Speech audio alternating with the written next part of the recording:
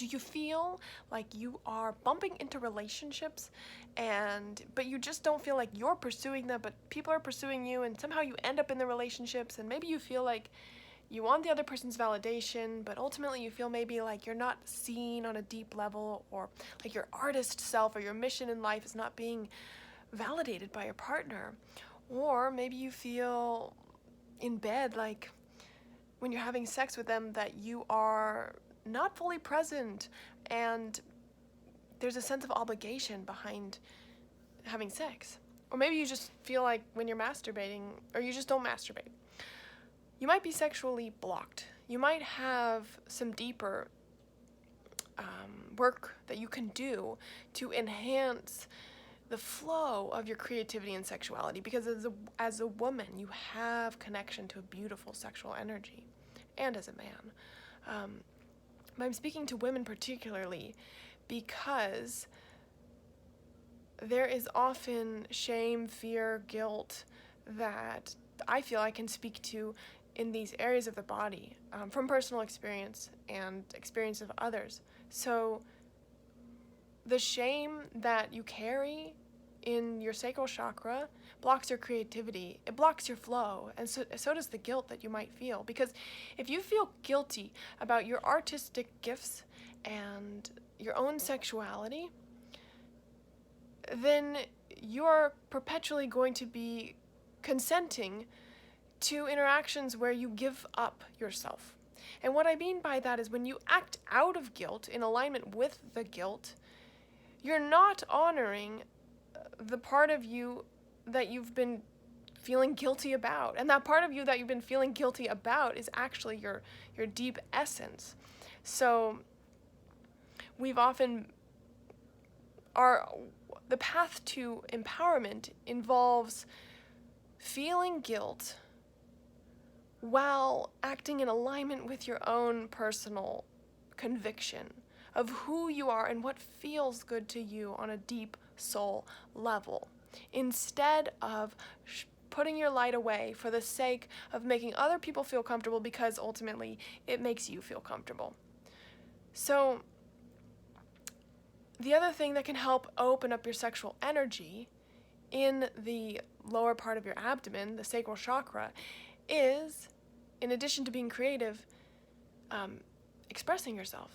And I think it's a beautiful thing for a woman to start to validate the irrational from a rational position. What I mean by this is you're basically integrating the unconscious and the conscious.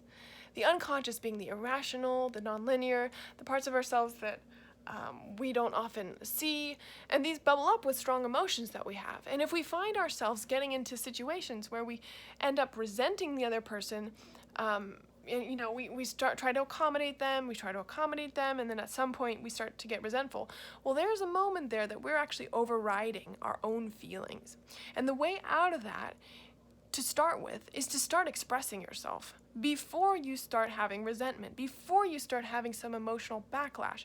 When you experience the emotion, to speak it. How do you speak it, though, in a way that doesn't open up a can of worms, or increase your sense of emotional ungroundedness? You have to be grounded first when you speak on your emotions. So as a woman, it's a very mature thing to be able to know your feelings, how you're feeling, say it neutrally and simply, and stand behind it with the confidence that you have in your own mystical side, your own inner wilderness, your own irrationality. That part of you that doesn't need an explanation, it needs understanding, and it needs to be put in the light of day for yourself. So you're speaking for yourself, and you're speaking not to change the other person, but you're speaking to be coherent and congruent with yourself, the relationship, and the other person. And your inner self, you're bringing that out, even if it makes them uncomfortable. Without needing to push them away later because you overrid your own boundaries. So it's very important to start speaking what you're feeling. And that's going to open up your sexuality. that's going to let you feel safe in your body. Because when you know that you can honor, like here's the thing, when you start to feel afraid to speak up and you start to get in your mind, you start to withdraw your energy from the conversation and the connection, and you're not present anymore, you're taking away your presence, which is such a beautiful thing, from yourself and the other person. So when we do honor what we feel, it's such a gift for yourself, because you're letting yourself be in relationship without breaking off in order to keep your energy intact. And it's going to feel like you're breaking off the relationship when you say that. You feel like you're going to have so much guilt, or that you're a bad person, or you're distancing them, or you're creating conflict. But you're really inviting intimacy. You're really, even though there's going to be discomfort, or maybe you sense this tension, that tension is coming out instead of being pushed in. And that tension helps alchemize, create a new alchemy. And that's real intimacy. That's going to feed you back emotionally instead of emotionally emaciating you. I don't know if that is a apt image, but we don't want to take out emotions. We want them to flow. Okay?